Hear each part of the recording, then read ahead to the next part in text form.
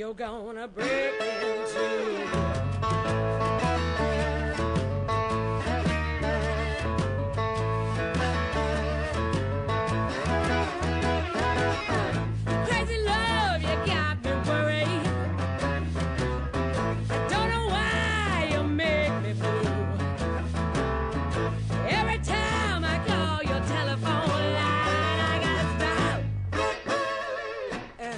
Up on you.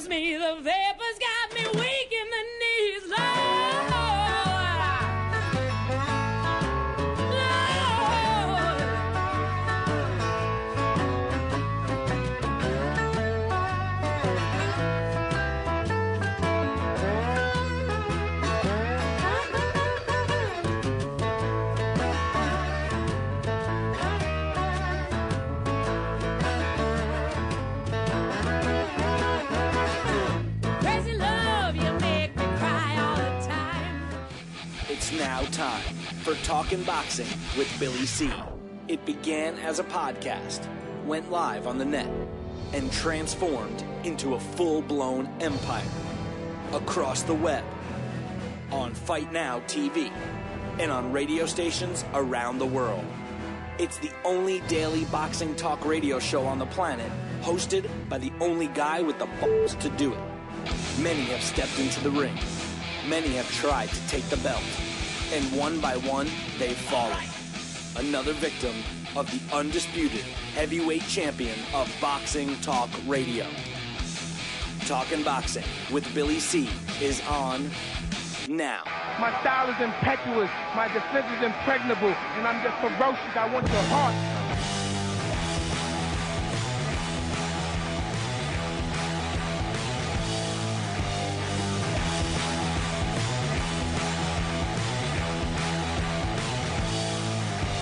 And we're coming to you live from the Billy C studio in Lake George, New York. I'm Bill Caligiuri. It's time for Talking Boxing with Billy C. Good morning, good day, good evening. Whenever you listen, hope you're doing all right. Busy show scheduled for today. But first, the show is being brought to you in part by Cat's Nationwide Luxury Transportation Service. That's right, if you're looking for a limo, you're someplace in the United States or even Canada, and you want to add a little pizzazz by having a really foxy limo driver, well, then you need to give Cat a call. 202-351-7496 is the number. That's 202-351-7496. Tell Cat Billy C sent you. But just remember, she's my girl. The show is also being brought to you in part by Camp and Aaron Tomkovich. If you're looking for a lawyer, use the ones that keep my ass out of trouble. That is Camp and Aaron Tomkovich. 845-221-4099. That's how you get a hold of them. Talk about some hot babes in that office. Run a red light just to go in there. 845-221-4099. Let Camp and Aaron Tomkovich knock out your legal problem. 845-221-4099. The show is also being brought to you in part by my friends over at the Halftime Bar and Grill, Route 9, South Glens Falls. Give them a call, 518-792-4869. Always great people there. Fantastic food, drink specials all the time, and live entertainment. That's right, Thursday, Friday, Saturday, Sunday, Monday nights. That's right. Thursday, Friday, Saturday, Sunday, Monday nights. Give them a call, 518-792-4869. And if you like hot sauce on your wings, we got a secret Billy C hot sauce recipe. That's right, but only Craig has it. So if Craig's not there, you lose. Check it out, man. Try it, and let me know what you think. The Billy C hot sauce at the Halftime Bar and Grill, 518-792-4869. And finally, the show is also being brought to you in part by Ringside.com. That's right, for all your boxing equipment needs. Whether you're an amateur, whether you're a pro, whether you're a trainer, or even own a gym, there should only be one place you go for your gym equipment, your boxing equipment, I should say.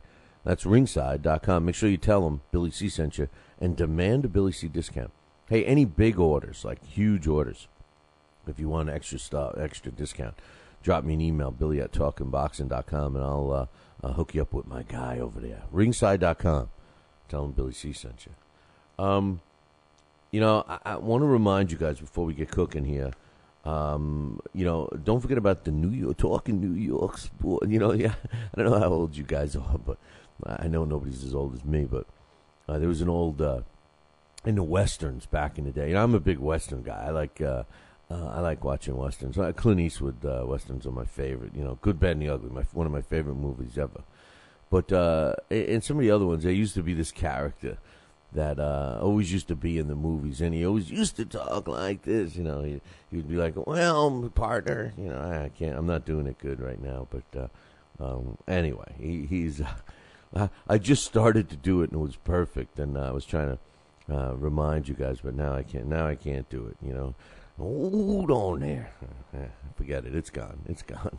When it comes out again, the voice, the voice within.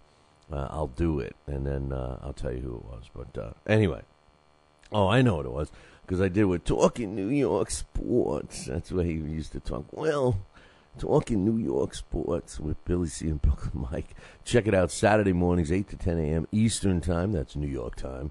You can check it out on the BillyCBoxing.com network. That's right, live right here on BillyCBoxing.com. Or you can go into the Talking New York Sports section on BillyCBoxing.com and watch the replay. Brooklyn Mike and myself, we talk more than just New York sports. And we're smack in the middle of football season, which is both of Mikey and my strength. So we're loving doing that. And we're sprinkling in some baseball as the teams make runs for the playoffs. Or I should say the only New York team that's making a run for the playoffs. But anyway, tune in. Or catch the show. I think you're going to like it. Let us know what you think. Just like this show, we read all your comments and responses and everything else. So if you got a comment, email us or drop us a comment someplace, wherever you drop your comments, and we'll read them on air. So, keep that forum alive. Me and Murph are diligently posting stuff up there. You should too. It's pretty cool. There's no BS there. It's all, quality people. So check it out. Let's get that forum going again. Premium subscriptions. Don't be left out, man. It's $15 a year. You get access to everything, including the big Vegas week, which, incidentally, I was just informed that the video was lost. That's right. Fight Now claims that all the video of that week is lost. So I know my man Dax, hopefully he recorded it like I asked him to, and we'll be able to get the video at some point. But if you've missed those shows because you don't want to fork over $15, I got a solution for you. For $4.99, you can access everything for a month, and you'll get all the shows. I mean, it's ridiculous that you don't pay $15, but it's worth it. That's all I'm going to say. But anyway, check that out. And don't forget about my book. You got 2 days left. It expires on Friday night. We'll let it go till Saturday morning. But if you're trying to, if you're interested, you guys, I want the book. Well, the book's coming out in November. It's a Tom Molyneux book, From Bondage to Baddest Man on the Planet is the title. Written by yours truly and edited by my main man, Alex Papali. It will be available to the public through all the book outlets towards the end of November. But if you want to get an early book, one of the first releases signed at a discount price, well, you got until Friday, the end of Friday, to order that. And all the information is up on the website, www.billycboxing.com, and look under the book club section. I'd get it now. Given Quality says, I will always be a fan of greatness. He refers to Floyd Mayweather, win or lose, just like I'm still a fan of Jones Jr. Okay, that's a good sign. Even though it pains me to see how much of a joke the latter part of his career is continuing to shape up. Just like you hated Lennox and then opened up to him, you will have similar reservations about Floyd Mayweather because he did it his way and educated the fighters on how to learn about the business, and after years of dedicating yourself to the sport, it will pay off, and you can control your own destiny at the end of your career. Be your own boss. Yeah. I can't disagree with Floyd doing it his own way. And you're right. I did open up to Lennox Lewis, but not for the same reasons. One of the reasons I didn't like Lennox Lewis, and you'll see the pattern with me. I don't like fighters that demand respect. Because in boxing, you get it. It's not something you got to get in front of a microphone or in front of a camera and say, I don't get the respect I deserve. Lennox did it. He cried and cried and cried. Larry Holmes did it. I think that was my biggest hang-up with Larry for the longest time. In boxing, like no other sport, you get the respect of people. Now, as far as Floyd goes, you got to respect him for his talent in the ring, but I think over the long haul, people may lose respect for him, especially with his antics outside. It's not fair to put someone to put their life outside their field of play and tie it in with the sport they participate in.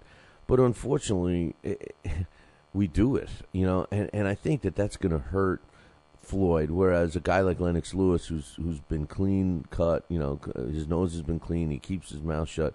Even guys like Larry Holmes, who is very successful. I'm not saying Floyd's unsuccessful. I'm not suggesting that at all. But I don't know. Time will tell. Great fighters withstand the test of time, and guys like Larry Holmes have withstood it. The jury's still out on Floyd. We'll have to wait and see. Hey, I got a couple of more comments from Given Quality and a bunch more emails coming up in about 2. If you're in upstate New York and you need a trucking company, then you need Roselli Enterprises. Roselli Enterprises is trucking at its finest. They have it all. Dump trucks, dump trailers, walk-in floors, flatbeds, flow boys, tankers, loaders, and a full line of roll-off containers for any job, big or small. Roselli Enterprises is also the source for all your sand, gravel, and topsoil needs. Visit them on the web at RoselliTrucking.com or call 315-433-5115. That's 315-433-5115 and tell them Billy C sent you. Are you ready, America? Then let's get it on with Fight Now TV. It's time, fight fans. Your channel has arrived. All the fights, all the names, all the action. From world-class boxing events to mixed martial arts showdowns and other combat sports matchups, Fight Now TV delivers the hits and more. Call your television provider and tell them you want to get it on with Fight Now TV. For more details, go to fightnow.com. We've got a great matchup tonight. Fighting out of the left corner is the #1 ranked contender. No, he is not. I'm sorry, but who are you? I am the IDO computer. I am programmed to provide only fair and unbiased boxing rankings. This fighter is the number 15 ranked contender. Fair and unbiased boxing rankings? That's a new concept. Actually, it is not. The IDO has provided unbiased computerized rankings for many years. Well, we've still got a great fight tonight, folks. In the left corner is the number 15 ranked contender. The IBO, the champion of integrity. Learn more at iboboxing.com. Check out BillyCBoxing.com now, or feel the wrath of the mighty mustache. Oh, that hurts. Why are you doing that to my face? I hate you. That's BillyCBoxing.com. Consider this your warning.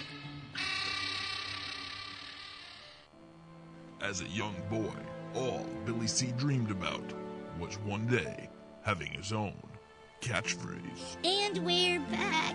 And we're back. One boy, one dream, one day. Everyone will say. And we're back. And we're back. And we're back. And we're back. And we're back. And we're back. Catchphrase coming soon to a theater near you.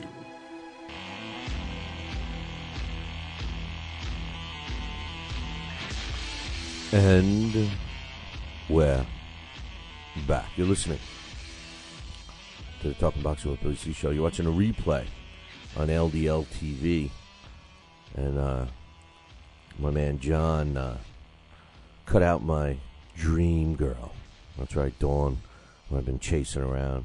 She's gorgeous. And she doesn't call me or nothing. She doesn't want to be near me. I guess she's not attracted to short, fat Italian guys.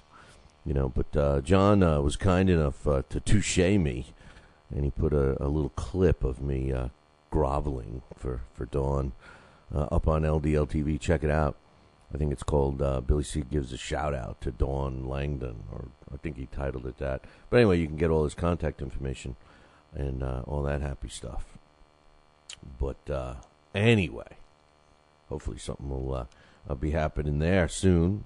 We love doing some stuff with LDL TV. As a matter of fact, we got the replay of that Madi Cornejo fight that I've been telling you all about her. So check that out. It's on BillyCBoxing.com under the Wednesday Night Fight banner. You can also get it on YouTube. He put it up on YouTube. So Wednesday, Blast from the Past is coming up in a little bit. My man Alex Papali will be presenting Matthew Saad Muhammad. What a story that is. So we'll be talking with him.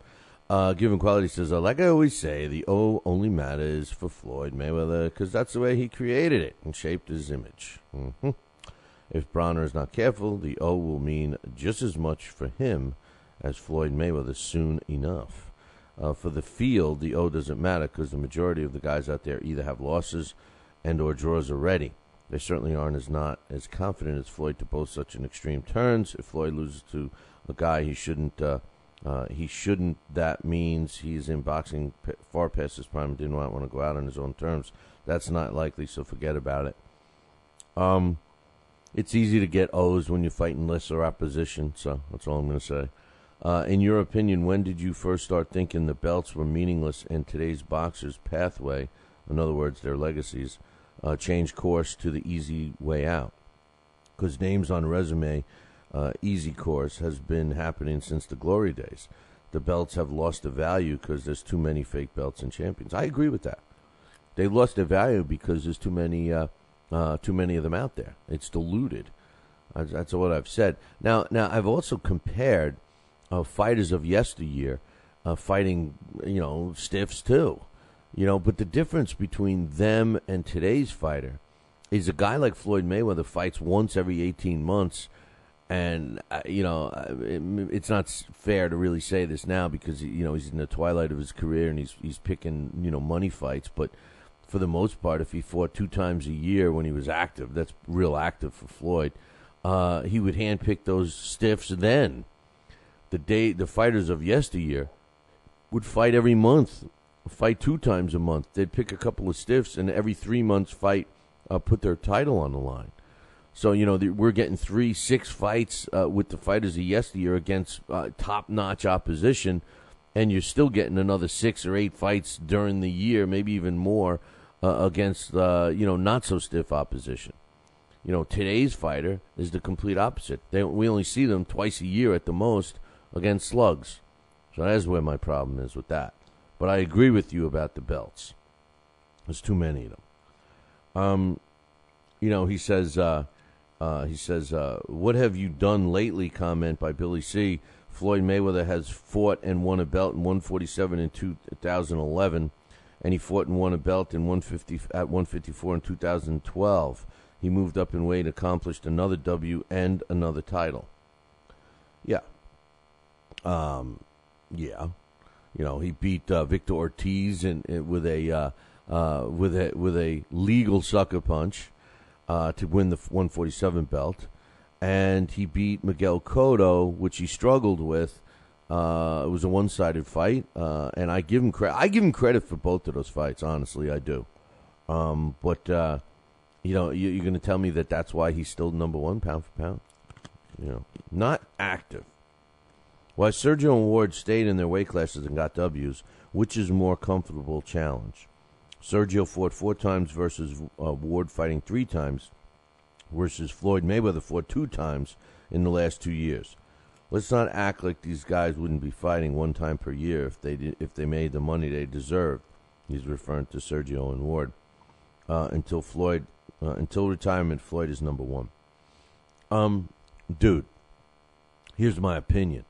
If the question was all time pound for pound, or, if you're looking at active fighters that, you feel are going to go down as pound for pound, whatever, you could argue that point, overall accomplishment.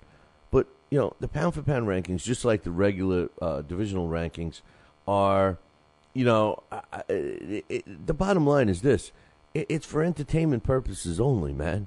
The regular rankings should mean something, but because there's so many sanctioning bodies and because there's so many different rankings, they've become diluted as well. So you have potentially, 10 number 5 ranked middleweights in the world, which is ridiculous. There should be one number 5. But when you get to the pound for pound, I'm sorry, but I believe in movement. I believe in moving these guys up and down and all around based on performances, based on activity. You can't justify that Floyd is number 1 when his last fight was, X amount of months ago against Miguel Cotto, and you're looking at a guy like Andre Ward, who in his last 3 years have fought the best his division has to offer. You can't say that about Floyd. I'm sorry. I don't care what you think. I don't care how much you love him, how great you think he is. The guy has not fought as many top-notch opponents as Andre Ward, in my opinion. If Floyd fights next month, I'll put him back at number 1 if he looks good. I certainly dropped Pacquiao down, didn't I? I had Pacquiao I thought Pacquiao was number 1. So whatever. It is. What have you done lately? As far as I'm concerned, it is. Unless we're talking about all time, pound for pound, it is what you've done lately, and he hasn't done crap lately.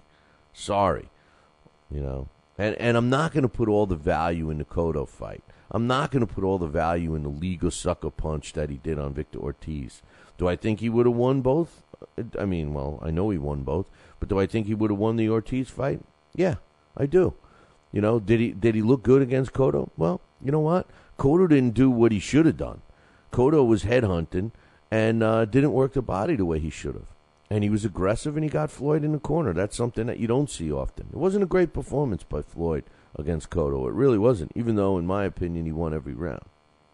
Manophonics says, on boxing books, one of the best I've ever read is Night Train, the Sonny Liston story by Nick Tosches. He wrote that too? I thought he wrote The Devil and Sonny Liston. Maybe he wrote 2. I've heard of Night Train. I didn't read it, though. And if you didn't read The Devil and Sonny Liston, that's by Nick Tosches. You got to read that one. That pretty much, I think, tells it all. And that's the closest to 100% truth on Sonny Liston that I've ever read. He says, if Hollywood wants to tell a no-holds-barred story about boxing, they should do worse than Night Train. They could do worse. They could do worse than Night Train. I don't know. Will your book be available on Amazon or Kindle? The answer is yes, Manophonics. It will be at the end of November. But you might as well get the deal now, man. Pre-order the book. Go up to the website, www.billycboxing.com, under the book club. Save yourself some money and get it signed. You're not going to have a sign from Kindle or Amazon. So, Mike21 says, Pacquiao can knock out Martinez. If Floyd Jr. stays lost without his balls, then Pacquiao should fight Martinez just for the heck of it. I don't know, man. I don't know about that. Pacquiao's got to find his balls. Pacquiao's been fighting, not like Manny Pacquiao of old. So I don't know what to say about this comment. I like Martinez against Pacquiao. I like Martinez against Mayweather. I don't know who I would pick in either of those 2 fights. If you asked me right now, if you asked me, 2 years ago, I know who I would have picked. But right now, I'm not so sure. I'm not so sure on either one. I do admit that those are 2 fights that I would like to see. Martinez against either Pacquiao or Mayweather. But anyway, I got a couple of more emails to read, and they're going to have to wait until after we come back, which is going to be, let me say. Let me take a prediction here. I'm going to say 2 minutes. Are you ready, America? Then let's get it on with Fight Now TV. It's time, fight fans. Your channel has arrived. All the fights, all the names, all the action. From world-class boxing events to mixed martial arts showdowns and other combat sports matchups, Fight Now TV delivers the hits and more. Call your television provider and tell them you want to get it on with Fight Now TV. For more details, go to fightnow.com. Broadcasting in all corners of the globe, on the web and radio. He would scoff at a stretcher, that man, I would think.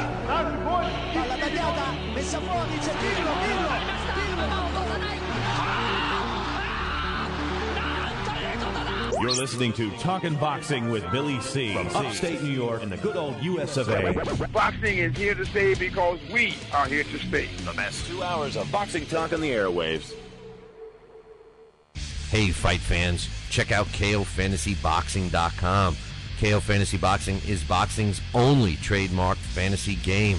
Check it out, www.KOFantasyBoxing.com. Select your own gym, your own fighters, track them through a season that can last from 3 months to a year, depending upon which league you join. You got to check this out, man. www.KOFantasyBoxing.com. Join it today. Again, www.KOFantasyBoxing.com. And tell them Billy C sent ya. Now back to Talkin' Boxing with Billy C., the only radio host man enough to take a punch from Mike Tyson. Wait a minute, man. Hold on there. Jeremy, man, I need you to take this one, all right? Wait, what? No way. I can't do this. Need I remind you I'm Billy C, damn it? Now put on that mustache and get in there. Hey, look at me. I'm Billy C. Crap.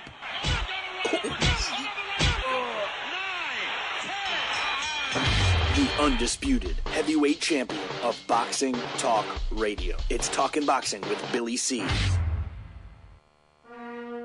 Test 1 2. Test 1 2.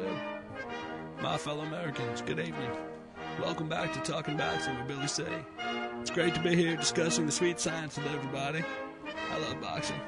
I love talking boxing. It's what I do. Bill. Wait, what? Bill. Why are you interrupting? Yeah, Wait, what? Wrong. What's the problem? Billy, what? C. I did not have... We're gonna have to ask you. Wrong speech. What do you mean wrong, Billy C? What's going on here? Fine, I'll go. I just wanted to talk some boxing on TPSradio.net. That's all I wanted to do. I don't need your damn show. I'll get my own talking wrestling with the other Billy C. Yeah, that sounds good. Yeah, I've always been a Hulkamaniac anyway. Broadcasting live, brother. Welcome back to Talking Boxing with Billy C. on the mighty TPSradio.net, brother. What you gonna do, brother?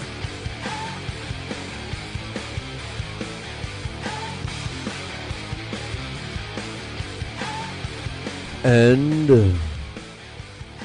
we're back. You're listening to the Talking Boxing with Billy C show. You're watching us on the Fight Now television channel. I want to welcome the Fight Now audience. Just join us like they do every day, Monday through Friday from 6 to 7:30 a.m. Eastern. You need to call your local television provider and tell them you want the Fight Now channel added to your sports channel lineup. It's that simple. For all information about the channel, you can find it on their website, www.fightnow.com. We are reading the emails like we do, and Mike 21 says Pacquiao can knock out Martinez. I would love to see. I would love to see Manny Pacquiao come back and be the Manny Pacquiao of old, at least for 1 or 2 more fights, and then hang him up. So I agree with this email. I think he can. I just don't know if he can now. Because I think he's lost that killer instinct. But Salen 0709 says Mayweather demanded so many things for Pacquiao time after time after time. When Pacquiao rejected to comply, they said he's a coward and accusing him of juicing. Now Pacquiao agrees, and suddenly they said he's begging. No, I said he's begging. Wow. These people never stop. They are like virus brainwashing the weak who can't think for themselves. Excuses, excuses, excuses. Deny, deny, deny. Mayweather is running out of excuses himself. He needs his brainwashed loyalists to do the job and make excuses argument for him. Works every time. Well, if you think that Salen, if you think that I was making excuses for Floyd Mayweather, you should actually listen and watch the show rather than just read titles. I do believe that Manny Pacquiao is kind of begging for the fight right now, but I believe that the reason isn't because of Floyd making excuses. It's because Manny Pacquiao's looked like crap in his last 4 fights, and he's losing value in that matchup. So, and oh, by the way, did you forget that he lost his title to Timothy Bradley? And I don't want to hear that we all know it was a robbery, because guess what? Whether we do or whether we not, the record books show that he lost. And for them to dismiss that fight and move on to a 4th fight with a guy that, if you really think that Manny Pacquiao is going to all of a sudden look good against Juan Manuel Marquez, you don't know boxing. So I don't know where you're coming from, buddy. Big Knuckle 1 says, true, Floyd is a coward. I don't want to hear any boxers crying about some PEDs, grow some balls, and get your bitch ass in the ring. Pee and fight, coward. Floyd doesn't mind having the... Floyd wanted the piss test, so I don't know that one, where that one came from. T. Bruce says, I kind of agree. If Floyd is inactive for a year, and this is talking about pound for pound, if Floyd's inactive for a year, then he should leave the pound for pound list. But he can stay the entire year if he fights once that year. Ward is number 1 in my book, then Martinez. I disagree with one of your emailers. They didn't think Dawson was so great. Dawson is an excellent boxer. Ward didn't really beat Dawson. He mismatched the Daz. I disagree with that, T. I think he beat his ass. I don't know how you can look at it any other way. And I agree that Chad Dawson is a good fighter. But I also think that he wasted a lot of his time by fighting all the old guys. He had 6 fights, 2 against B-Hop, right? He had 2 against Glenn Johnson and 2 against Antonio Tarver. I mean, there's 6 fights that, when you're fighting the same guys over and over and over, it doesn't get you any better. So I think that was his biggest weakness. But anyway. You see, now Alex is in the chat room, and he's saying we're talking about this card that he's going to be covering this weekend. And I think it's a hot card. He says this looks like a ESPN card, which I totally disagree with. And who loves disagreeing with Alex more than me? But the thing is that when you look at these 3 fights, I mean the third one was added because Zolt Erdai got hurt, but Anton De Correa against Alex Perez, Louis Davalli against Vic Darchinyan, and Edwin Rodriguez against Jason Escalera. I think they're all great matched up fights. So I think it clearly is. And remember, Boxing After Dark is supposed to be like a showbox card. So, but nowhere's near ESPN2. But anyway, T goes on to say, Dawson Ward didn't beat him. He thinks, I think based on that performance alone, Ward gets a solid spot at number 1. He also goes on to give me, I'm not going to get into what he says, but he actually is telling another radio show, just because the host happens to be a hottie, that she should do what I do on my show and do this segment. What are you doing, man? What do you, listen, we take pride in this show.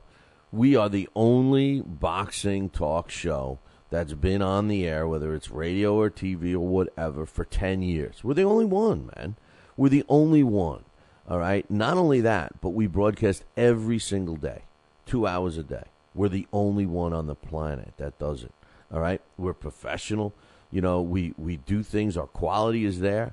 We're associated with top-notch things like Fight Now and all the radio stations, our affiliates that we're involved with, both ESPN radios and Fox Sports Radio and CBS Radio. Those are all the stations that we're on, aside from independent Leon stations. So, I mean, I don't like to be compared with any show. Now, just because I don't have big boobs or anything, and just because I'm not a hottie with a you-know-what, come on, man. You know, don't be giving my stuff away. I mean, listen, you know, copycats. I mean, they've been copying us for years. All the shows copy us, you know. I mean, that's fine. Let's see how long they stick around. And if she's that hot, she should be involved with our show anyway. You know, so whatever. If she wants to, you know, play amateur, play part-time, play this for games, play dress up and do a radio show, that's fine. But it ain't no Talking Boxing with Billy C show. Thanks for your Billy Hugh, he says. This is Billy Hugh. He says, don't be mad at me. You know. But anyway, he goes on to say, I told you Fitty was, you know, no good for boxing. He says he made Floyd look stupid hanging with Pacquiao and now doing business with him. 50 is trash inside and out. Now he has Gamboa and Dre tied in a contract. Since Floyd is out of the picture, they are basically tied to a guy who doesn't even know boxing. Fitty watches these guys spar in Floyd's gym. He sees their speed and abilities and thinks he's got some stars. You have to know boxing and know these guys' weaknesses to be able to help him. Gamboa is going to get stopped by Bronner, and Durrell won't get far. Billy Dibb has no offense, and all the layoffs won't get TMT far. See, I was right. Even dealing with some outsider jumping in the sport with no knowledge was a bad idea. Fitty tried to lie once and say Gamboa was his favorite fighter. He only said this because he's seen him spar at Floyd's gym. The reporter asked 50 what he liked about Gamboa, and Fitty struggled to think of something to say. Well, you know, it's like this. First of all, Billy Dibb was a stupid move, and that was a signing, I felt, just to feed to Gamboa. But then it turned out that fight, that contract is null and void because he never sent it or whatever. As far as Pacquiao, you know, all he said was they were trying to you know, talk about a possible matchup. He wasn't doing anything else. He's not going to be involved with anything with Pacquiao or anything like that. So I'm not sure about that. I know Freddie Roach alluded to it, but I'm not sure. As far as Gamboa being stopped by Broner, please, let's not get into that. You know, because you know, first of all, I think that Gamboa is one of the best fighters in the featherweight weight class out there, and I know he's rumored to move up or whatever, but let's not get crazy here. You know, who is Broner fought? You know, I guess you could argue and say who's Gamboa fought. Yeah, let's see them, but I don't think he's going to get stopped by Broner. Come on, but Fitty, you know, you say you have to know boxing and you have to know these guys to be involved. You know, I wish you were right. I wish more people followed that, but that's not the case. It's the only sport that, you know, it's the only sport that you know, allows non-boxing people in it. It makes me sick. Denny Black, my man, he's from Wisconsin. He says, I've been a premium subscriber for the last 5 years. You the man, Denny. And Denny occasionally interacts with the show. You've heard his name before. I've been in it for 5 years. I just wanted to say that I love the show and have been addicted. He says, to pay $15 a year is the best money I spend. But I got to be honest. The week in Las Vegas was tops. You have no competition already, but that put you worlds ahead. The Al Bernstein, the McCallum, and the Mustafa interviews were the best ever. But there was... But I got chills when I listened to Louis Schmeling. He says, thanks for thanks for doing all that you do. He says, by the way, P.S. I've been listening longer than I've been a premium podcast subscriber because back in the Jeremy days, you guys didn't have premium podcasts. You're right, man, and I appreciate the accolades, Denny. We had a great time in Vegas, and those shows were fantastic. I admit, you know, I love doing them, and we're going to be out there soon. Trust me, we're working on that as we speak. So hopefully one of these irons in the what is that? Iron in the fire will get hot. I don't know. But anyway, Master Blaster says, I think Sergio is less dangerous for Floyd than Canelo. I really like the way Canelo puts his punches together. He's got better boxing skills than Sergio, and I think he would be a dangerous opponent for any fighter who doesn't use the ring. I think Sergio would beat Canelo for this reason. Floyd doesn't use the ring much. Sergio is a dangerous opponent for anyone, but I suspect he can be outboxed. I think Cotto should go for Sergio. I think his jab and improved footwork at 154 will give Sergio problems. Yeah, I mean, Cotto, Sergio's a good fight. Sergio, Floyd is a good fight. Floyd, Canelo is a good fight. They're all good fights. Question is, they're never going to be made. Are they ever going to be made? The answer is no. The reason why is because Canelo, Floyd Mayweather and Sergio Martinez, they're at the end of their careers. They're looking for one or two more big money fights and walk away. You know, I mean, all these fights that all you guys are putting together, you know, Canelo Alvarez against Floyd or Canelo Alvarez against Sergio Martinez, great matchups, but unlikely because, you know, there's bigger fish to fry, there's bigger money. Yeah, I would think that if Team Golden Boy felt that Alvarez would beat Sergio Martinez, that they would put together a package right now and woo Sergio Martinez into fighting Canelo, and of course he would take that fight. Sergio Martinez would take any of those fights. He's just looking for a humongous payday. If Sergio Martinez can make $10 million in fighting whoever, you know, you could bet your last dollar that he'll sign the paper tomorrow. You know, that's what he's looking for. He's looking for a $10 million payday. You know, and unfortunately in today's sport, the only $10 million paydays come associated with two names, Mayweather and Pacquiao. EQX150 says Floyd said he's open to fighting Martinez at 154. It's everyone else saying that Martinez is too big. I would agree with that. I would think Floyd. Hey, listen, I know Floyd's style. I've dissected his style, and I know Floyd knows his own style, and I know Floyd has dissected all of the big name fighters that he could potentially be matched up with. And let's be real. As much as you like Sergio Martinez, he matches up well against Floyd. Or let me rephrase that. Floyd matches up better against Sergio. Sergio's hands it down. Floyd will pick him apart. I'm telling you. Listen, Floyd might think that Sergio now can generate the money for him. You know? But then again, maybe he's still barking up the Pacquiao tree. Who knows?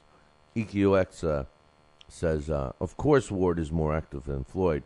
They are at different points in their careers. Skill-wise, Floyd is still number one.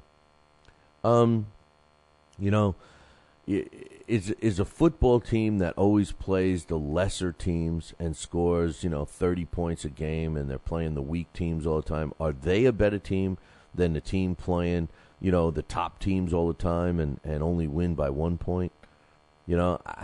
Listen, styles make fights.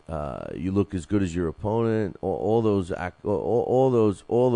sayings and everything that we mentioned. Yes, Floyd looks fantastic in the ring, but how good would he look? Did he look that good against Cotto? Are you going to tell me because Cotto was too big?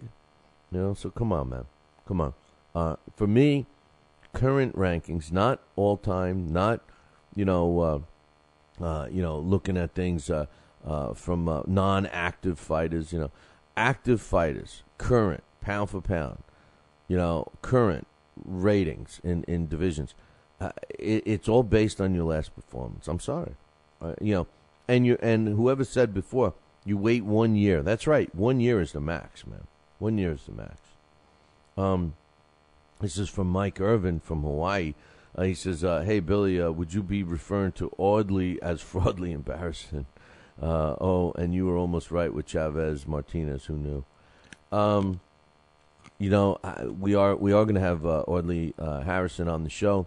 He's going to be on Tuesday, and I just hope I don't slip and say that because we know that he's had an up and down relationship, especially with the UK fans. And as far as Martinez, Chavez, I knew it was going to go like that. The only problem is I thought maybe Chavez would throw a few more punches. Did Freddie Roach instruct him to throw punches, or did they all decide that he could just save his energy till the 12th round? I don't know. Mike goes on to say, one more thing, just one more thing, like my man Colombo used to say. I think I figured out Andre Ward's problem with having a low profile in the mainstream. It's religion. people don't care to talk about God these days. If Ward dropped his SOG bit, maybe he'd be more marketable. Just a thought.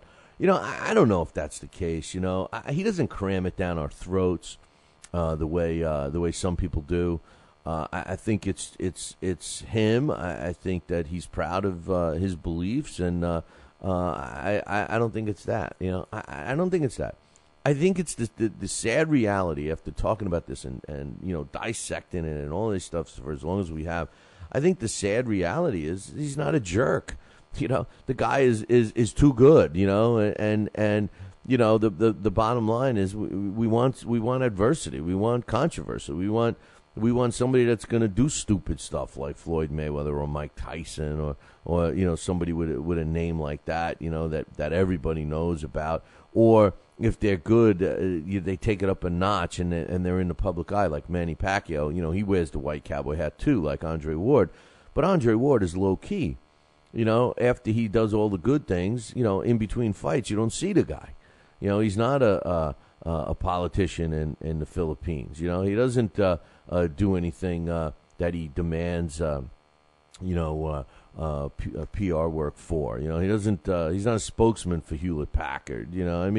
All those things. And that's the whole issue there, I think.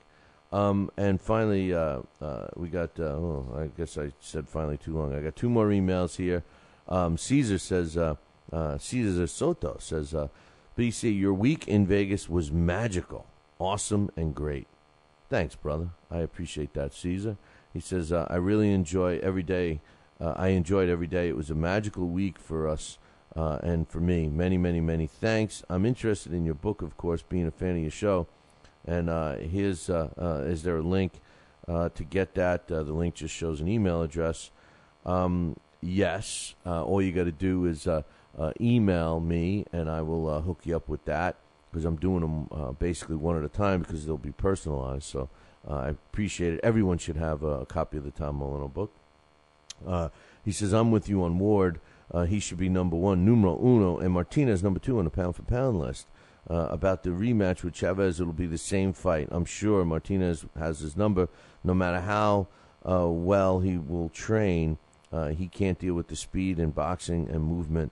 Again, thanks for the magical week in Las Vegas, Caesar Soto. Thanks you for the accolades and the email. And you may be right. The Martinez Chavez fight, numero dos, may be the same thing. But remember one thing.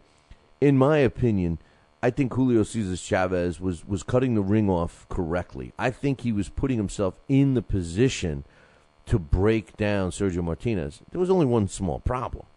He wasn't throwing any punches, So when he cornered Martinez in the against the ropes or in a corner, he just waited for Martinez to get out, like rather than just start throwing punches and by the way, when you're throwing opposite combinations, like what I mean by that is a left and a right, you're kind of keeping the guy in front of you.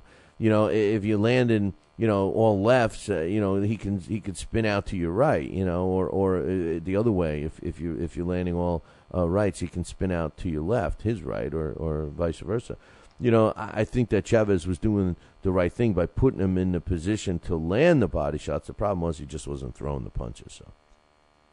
So, I got an email from Dan. He says, "Hey, Billy, my name is Dan. I'm in the UK, and I'm a boxing writer who has only been writing for a year, and I wanted to say that your show is great.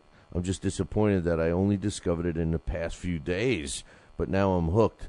My first question is, what advice would you give someone who wanted to make a career out of boxing writing? I've established many contacts with some Britain's top fighters and a few Americans." Well, first of all, I'm sorry you only discovered the show a few days ago. But now that you got it, you become a premium subscriber and don't miss a show. You'll love it, man. And people will say this, I'm addicted. Once I listen to the show, I'm addicted. Well, good, man. And we'd love to have you. Now, as far as a boxing writer, that's great news because we need good writers. We don't have any good writers. We have very few good writers out there. As far as making a career out of boxing writing, well, if you want to make a career out of writing about boxing, my first suggestion is make sure you have another career that's actually going to make you money, because boxing writers, it takes a long time to become established, where you can make some money and stuff like that. The biggest advice I can give you is you find yourself a website or a publication or what have you, and you stick with that. And these writers that feel that they'll put their stuff all over the place and they'll get more readers is actually a wrong way to look at it. What you want to do is you want your stuff to be available in one place, and then create a following like that. By mass mailing it, you're diluting your work, just like they dilute championship belts. You don't want to do that, because then you just become a blogger or someone that other readers don't take serious. Trust me when I tell you, when boxing fans find a writer that they like, whether it's their style, whether it's their content, whatever it is, they will go to that writer and continue to see their stuff. So I suggest you hook up with us, and you can email me on that. We'd love to have you. We're growing rapidly with the website and the network and stuff, and I'm real glad that we're adding as many new writers as we are, and you'll be seeing several new columns popping up. We do have a criteria and a formula, so it takes you a little time before you get a column, but once you get a column, you're in, as long as you keep it up. The second question is, you asked a question the other day, if Floyd Mayweather was to lose, would you still be a fan? My answer would be yes, I would, because I don't care for unbeaten records, and he is one of the best fighters of this generation. But at the same time, it would be disastrous for him to lose, because his whole image is built around the infamous zero, which is a shame, really, because some of the fights he avoided were winnable. I'm also a big Ricky Hatton fan, and he got destroyed by Mayweather and Pacquiao, but his fans still love him, and if he wanted to, he could fight a bum in Vegas and still bring 20,000 fans with him, because real boxing fans support their fighter through thick and thin. And if you don't, then you should choose another sport. Thanks for reading this, Billy. Well, thank you for taking the time to sending us an email, Dan. And I agree with you. I think that fans need to stay behind their fighters, regardless of whether they win or lose. And I would hope that Floyd Mayweather's fans would stay behind him too. But I also agree with what you said. He's built his whole persona, his career around the O, which was a mistake, because as much as he built it around his O, I feel that he's going to lose that. When he loses that O, when and if he loses the O. And I think mentally it might crush him as well. So, great email there. I appreciate it. Speaking of Mayweather and Manny Pacquiao, it was reported yesterday that their defamation case has been settled. That's right. The defamation case that Manny Pacquiao put upon Floyd Mayweather for his accusations that he's been juicing, they've been settled out of court. Now, we don't know what the settlement was. It's sealed, and it's not being released. That's what happens when they seal those in federal court. But I can only imagine. Now, last week, the court ordered Team Mayweather to pay $114,000, which was the attorney's fees, for all the visits that Team Pacquiao made to court to talk about this case, and Mayweather never showed up.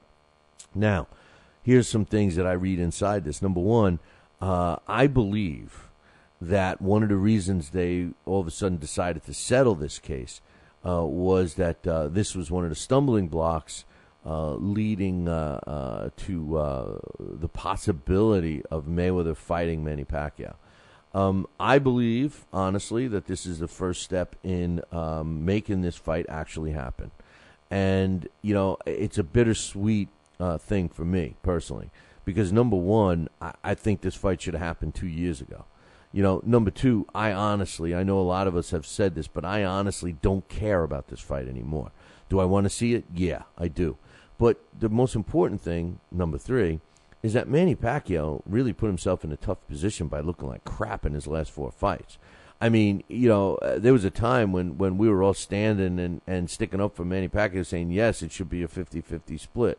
There's no way it should, be in Floyd's favor. Well, by performing the way he has in his last 4 fights, Manny Pacquiao, he's basically got himself in a position where he doesn't have the baseball anymore. It's Floyd's baseball and Floyd's pitching, man. And Manny has made that perfectly clear that he is going to, accept whatever he can get because he knows that the original offer, according to both Pacquiao and Floyd Mayweather, was $40 million guaranteed money, where Pacquiao hasn't made that much yet on a fight with Top Rank. So I think this is a step in the direction of making this fight happen. I'm anticipating this fight to happen sometime early 2013. Now, here's the thing. The question of the day, the question of the year, the main question is, it's a two-part question. Number one, does Mayweather-Pacquiao still happen if Juan Manuel Marquez beats Manny Pacquiao? But the second part of this question is, if Mayweather-Pacquiao can be made, does Pacquiao even fight Juan Manuel Marquez? Do they find a reason to reschedule that fight and have Pacquiao-Mayweather first? Because doesn't that make more sense? If I'm Team Mayweather, I don't want to take a chance with Manny Pacquiao losing to Juan Manuel Marquez. Now you have Manny Pacquiao going up against Floyd Mayweather with back-to-back losses. That's got to shoot him in the foot. If I'm Mayweather right now, my main concern is, listen, if we're going to make this fight happen, we got to make it happen now, not after Juan Manuel Marquez. Now. And Juan Manuel Marquez is going to make some money to keep his mouth shut and step aside and take Manny Pacquiao after Mayweather. That's what I think is going to happen. I think you're going to find that they are going to reschedule the Manny Pacquiao and Juan Manuel Marquez fight, and they will try to make the Mayweather-Pacquiao fight sometime in early 2013. It just does not make sense to settle this suit right now and not be negotiating a fight between these two guys. It makes no sense. It makes no sense.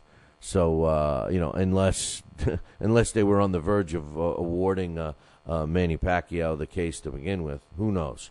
But it's sealed, so we'll never know. Talkin' Boxing with Billy C. now has official merchandise available on TalkinBoxing.com. T-shirts, sweatshirts, hoodies, and mugs. And yes, even undergarments. Talkin' Boxing apparel is the perfect gift for the boxing fan in your life. Log on to www.talkinboxing.com. That's TalkinBoxing.com and place your order today.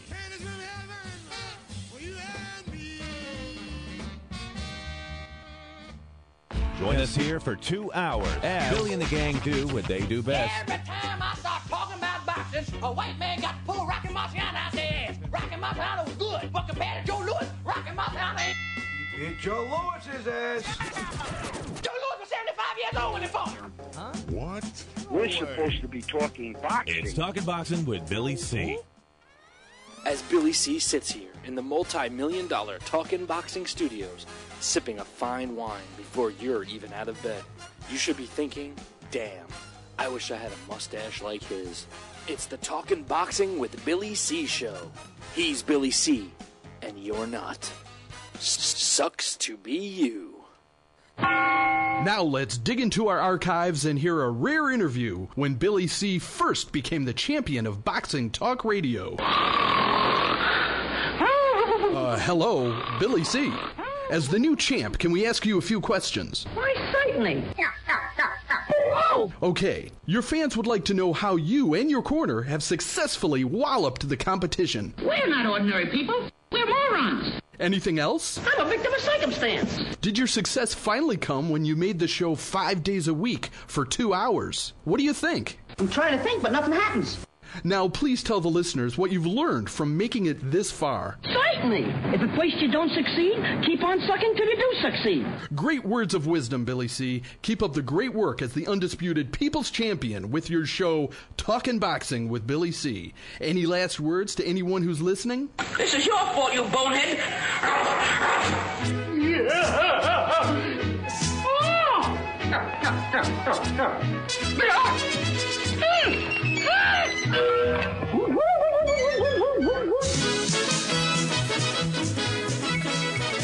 And we're back. You're listening to the Talking Boxing with Billy C. show. You're watching us on the Fight Now television channel.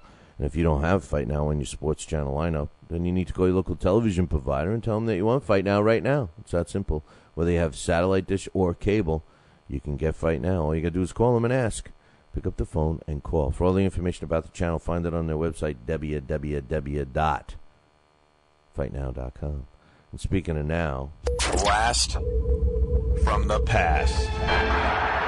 We shine the spotlight again on fighters from years past. Top-ranking Joe Louis is the leading contender. Joe Frazier with a left hook. Good right hand thrown by Foreman that time. Look at that left hook. Belt that goes to Ray Mancini. It's Blast from the Past on Talkin' Boxing. And this week's Blast from the Past, which is being sponsored by the International Boxing Organization, where their computerized ranking system is second to none, features former world champion and boxing Hall of Famer Matthew Saad Muhammad. And joining us to present us everything we need to know about Matthew Saad Muhammad is my main man, Alex Papali. Good morning, Alex.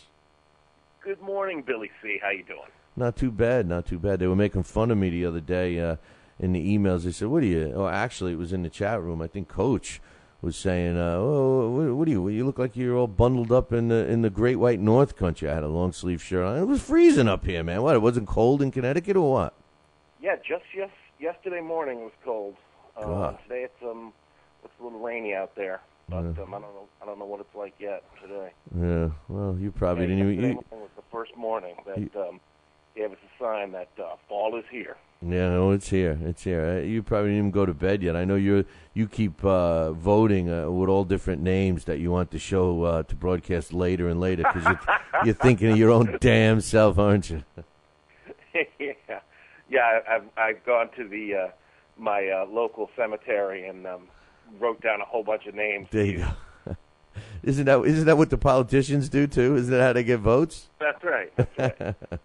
Matthew Saad. Now's the time they're doing that. Yeah, you got to rush now. Yeah, now's the time that all the dead folks are voting. That's for sure. Right.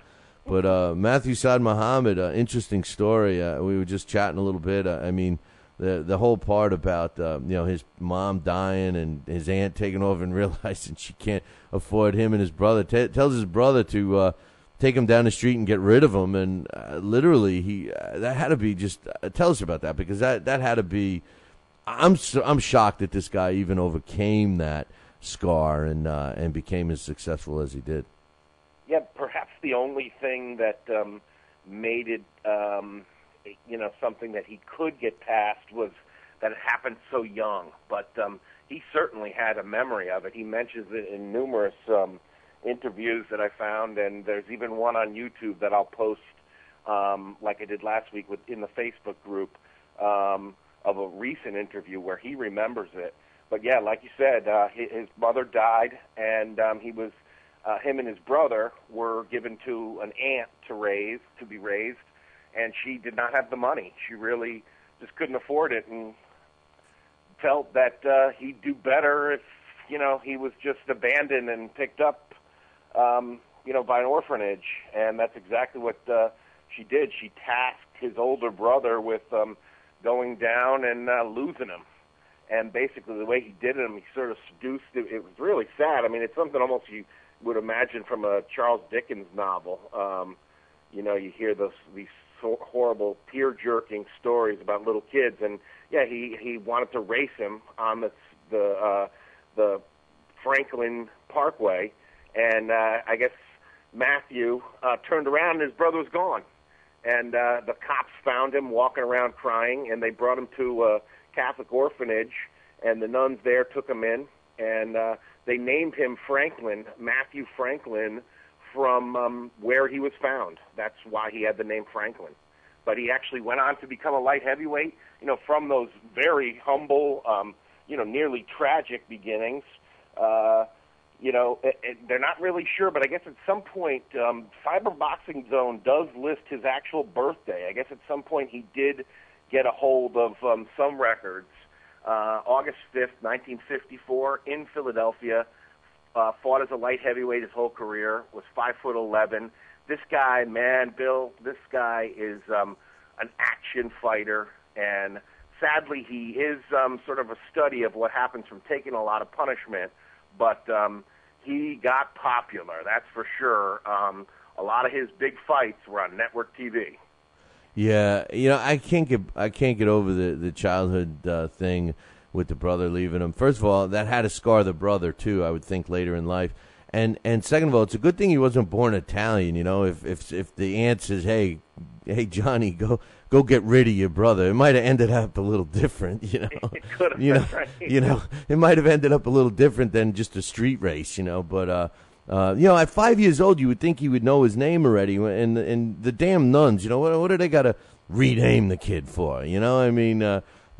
Crazy stuff. Well, that seems like it was a little confusing, because I've heard that. And I did find it told differently in two different articles, that he had a little bit of a lisp, and that his name was actually Maxwell Antonio Loach. And when the nuns asked him what his name was, he said Maxwell, but they didn't hear it. They couldn't make out what he was saying, and they gave him the name Matthew. But then later, when he took on the name Matthew Saad Muhammad, he said that no, Matthew was the name they chose for him, that it wasn't an issue about, that they misheard him. So there's a little questions about some of this.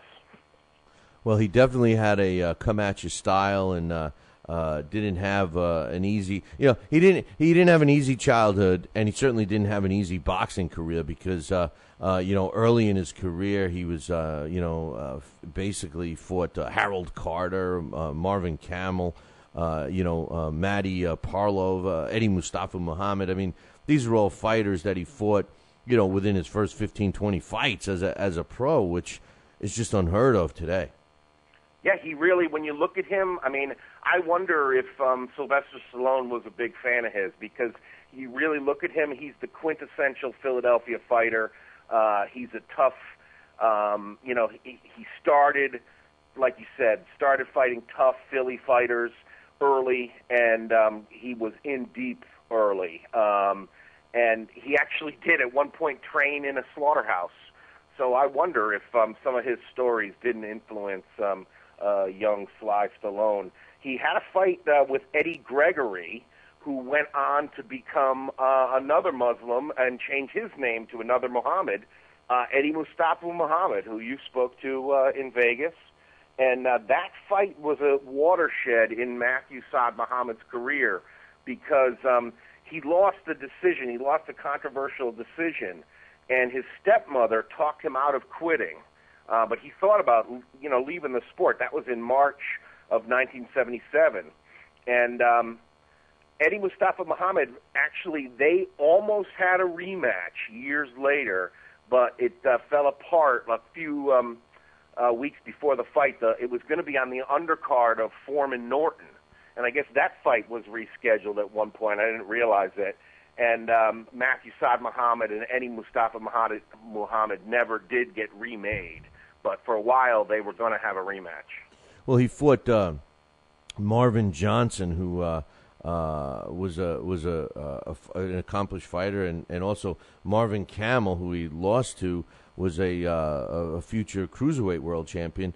He fought those guys after the tough first 17, 18 fights of his career. But the one that stands out, and I'm not knocking, Marvin Johnson or any of the other big fights he had, Richie Cates or Billy Douglas. But one of the early names that stands out in front of me, and he ended up fighting him a couple of times, was Yaki Lopez. He had a couple of really good fights against Yaki Lopez, not only for the world title, but actually both of them were for the world title. Yeah, those fights are absolutely amazing to watch.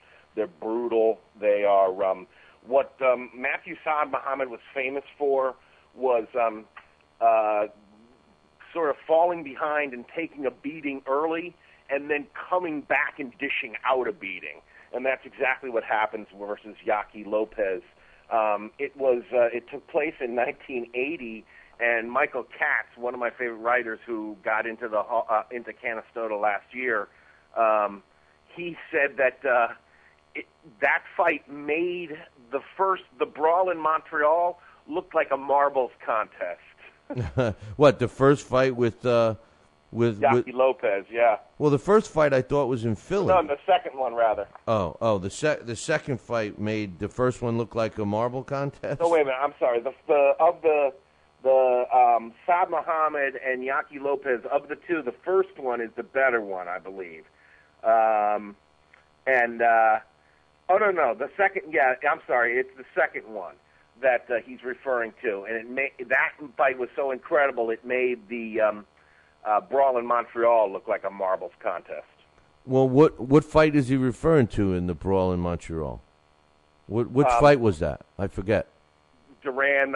Okay. That's what they labeled. Okay, which was a great fight. No, it was a great fight, but they labeled that the brawl in Montreal. Okay, I forgot that. Yeah. I forgot that. And the Matthew Saad Muhammad, Yaki Lopez, like you said, it was just absolutely brutal. At one point, Yaki Lopez lands 20 unanswered punches, and Muhammad comes back from that. Yeah, he said in an interview, post-fight interview, that woke him up. You know, that would have stopped. I mean, they would have stopped the fight today.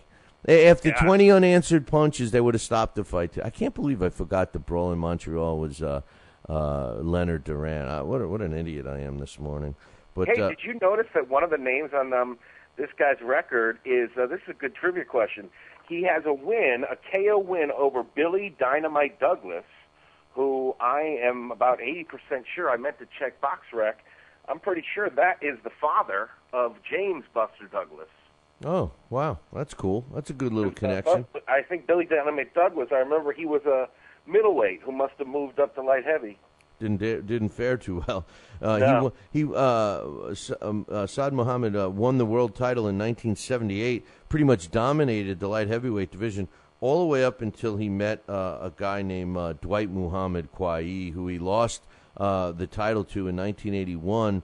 He did get a rematch with Dwight Muhammad in 1982, lost that one, and for all intent and purposes, really his career was over in 1982, except he lingered on for another 10 years, which could be the reason why he took so much, so many shots, because when you look at his last 10 fights, he got 2 wins over, very weak opposition and 7 losses.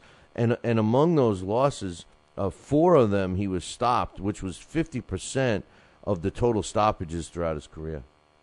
Yeah, it's really sad to look at his career after that second loss to Dwight Muhammad Kawi. You're right, because and there was many times in articles, post-fight articles, that people around him were urging him, please say this is your last fight, or he would say, this fight was stopped too early. I'm still, going to keep at it. And his trainer would say, I really hope we can talk about whether we continue, So it really did seem like the wheels had come off at this point.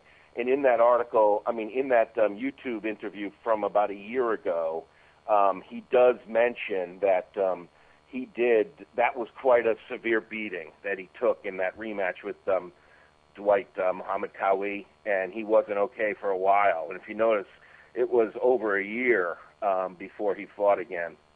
Or no, not quite a year, but it was quite a few, because he had been knocked out in August and then didn't fight again till March and was knocked out yet again. The thing is that even from that fight, he only missed 1 year of boxing from the time he started, and that was between 84 and 85. He didn't fight at all in 1985, but every other year from the time he started all the way till he retired in 1992, he fought at least once a year, which is kind of amazing, especially when you're on the downswing of your career, which leads me to the next question.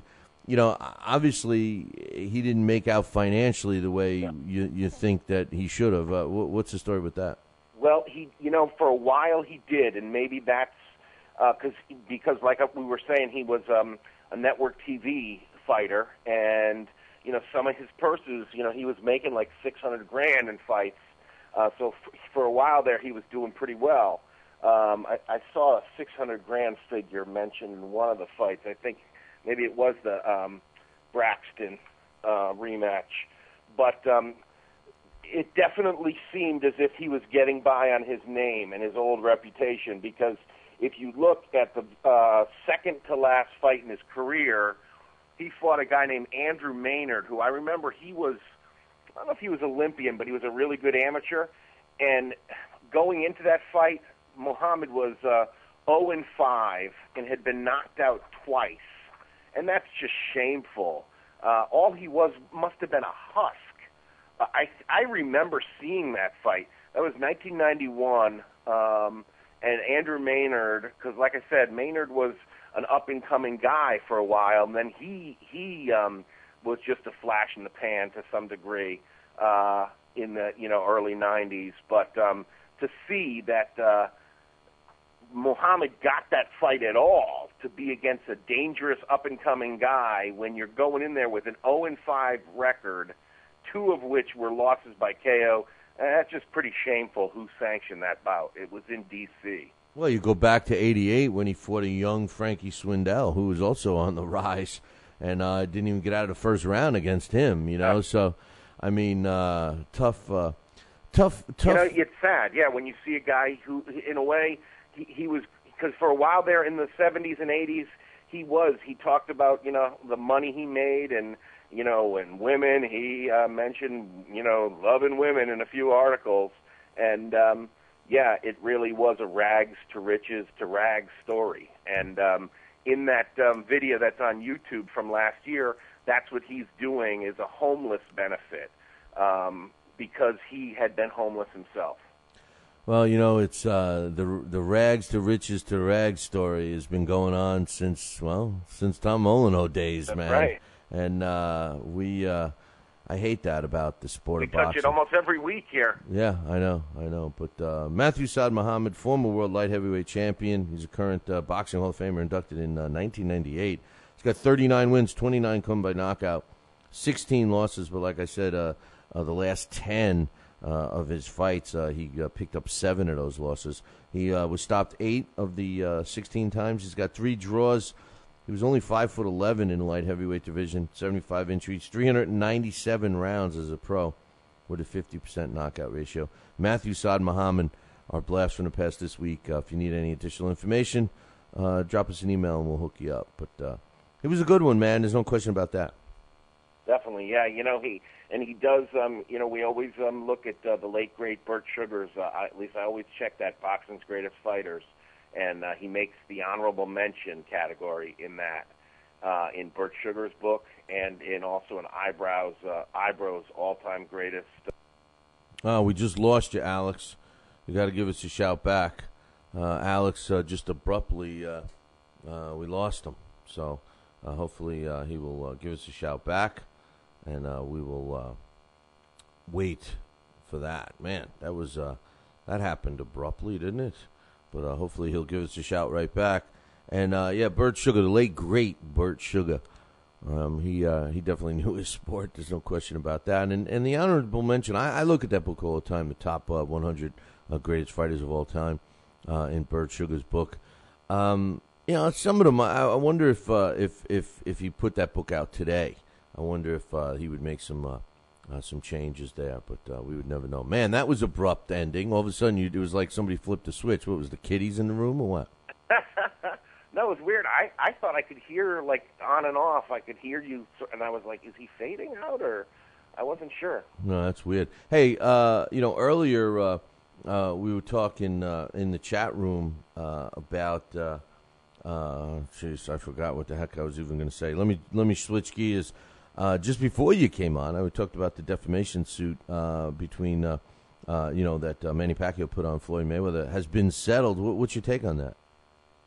I think it's good. I'm glad to see that, it's out of the way. But I don't know. I mean, this just seems like a pattern. Every time Pacquiao announces a fight, either one of them announces a fight, we start talking about the potential of a Pacquiao-Mayweather fight again, and it's like the dance partner that is set up for Pacquiao has to sort of take a back seat in the promotion for us to, for a little while, and then the Mayweather stuff is just talk, and we go ahead with with the previous fight. So, and that's what happened with Bradley, and I imagine it's going to happen with Marquez here too, because I just don't see it ever happening.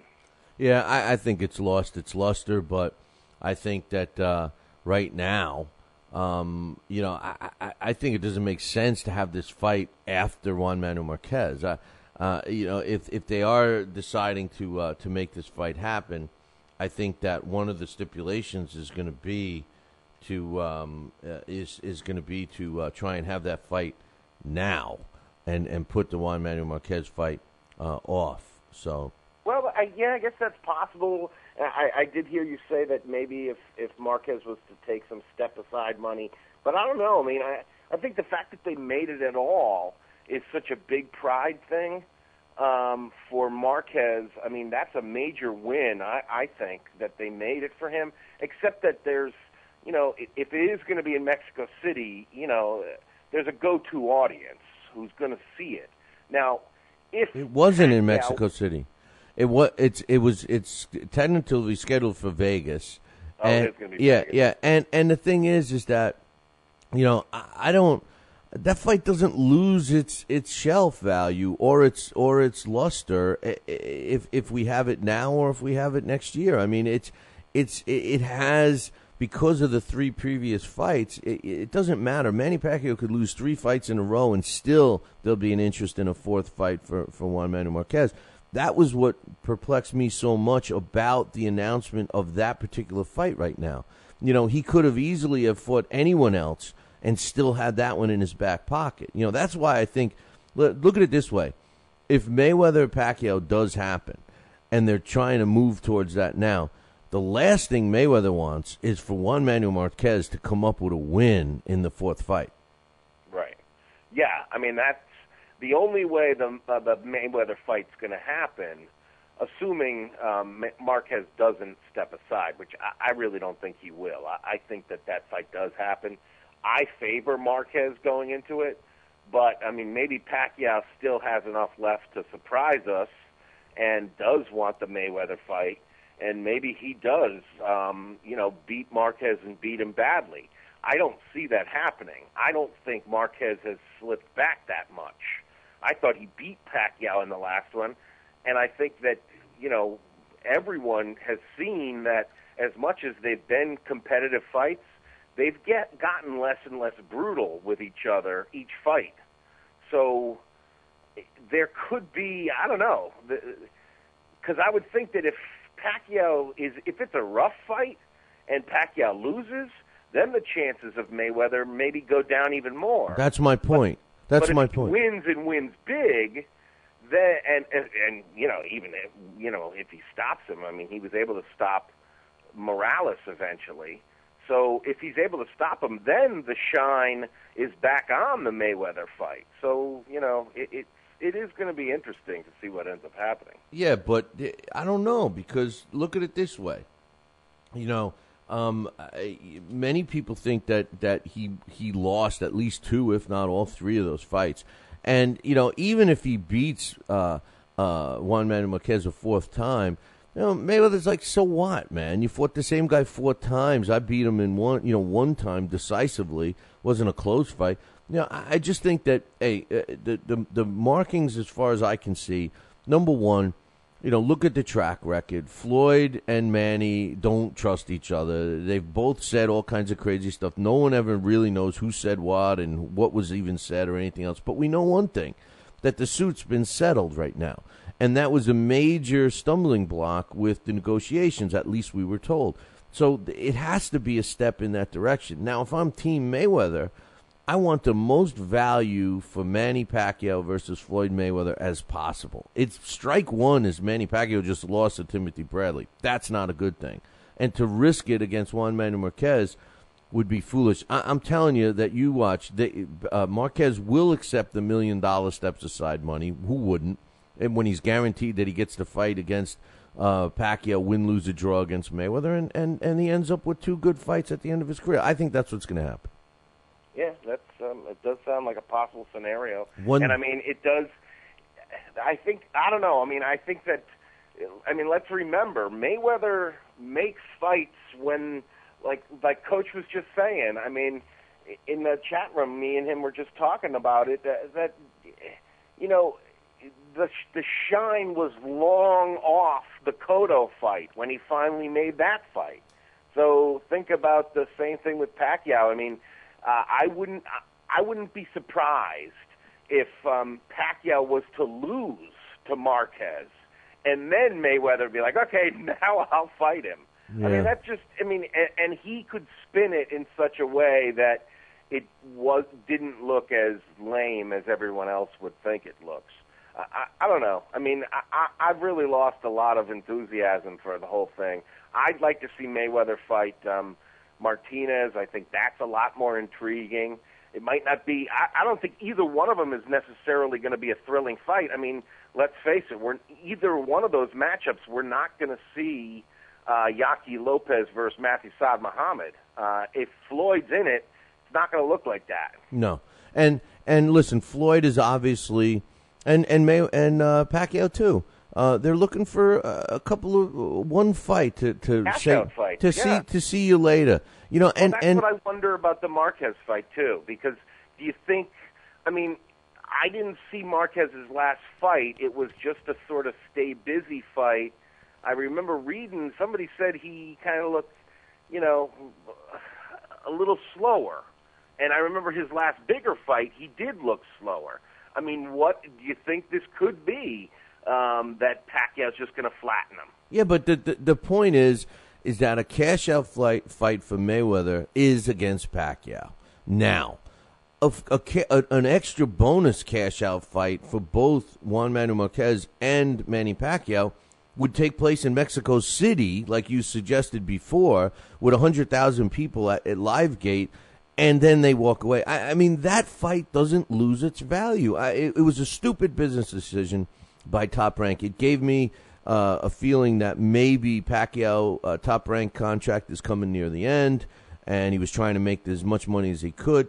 This throws a wrench into it, and they're saying in the chat room, oh, Juan Manuel Marquez isn't going to take $1 million step aside. Yes, he is. Yes, he is. Well, I think that, and this is a good segue for your next guest, but if what Joe Santoliquito has said for a while is absolutely right, and I think all signs point to yes, that people in Top Rank don't think Manny can fight and Manny can beat Mayweather, and that they really don't want that fight to ever happen, and that they think that there's the only option, like we said a couple of weeks ago. It's amazing to think of it, that this was the guy we thought was the best fighter in the world not too long ago, and the sky was the limit. He only had one option, and that was Juan Manuel Marquez. Well, he had the option against Timothy Bradley, and you know, Timothy Bradley is a hard guy to shop around too, you know. So well, I don't know. But again, I think I think Top Rank was afraid of that fight because people then it makes them look like they did it on purpose. You know what I mean? That they set it up with the bad decision the first time to make a rematch. Since when does Bob Arum? That's why there was a taint on that. Since when does Bob Arum care what people think? Come on, man. Come on. But anyway, great segment. We got to take a break, and we're scheduled to have Joe Santoliquito on. Enjoy the fights this weekend. Contrary to what you were saying, that's what I was going to ask you. Contrary to what you're saying, those are three fantastic fights. I think you're going to come away from that event saying, "Oh man, those are some good fights." That's what I think, anyway. Yeah, let's hope so. It does. They do look like some youngsters, and that's always promising. Sounds good, my man. I'll talk to you soon.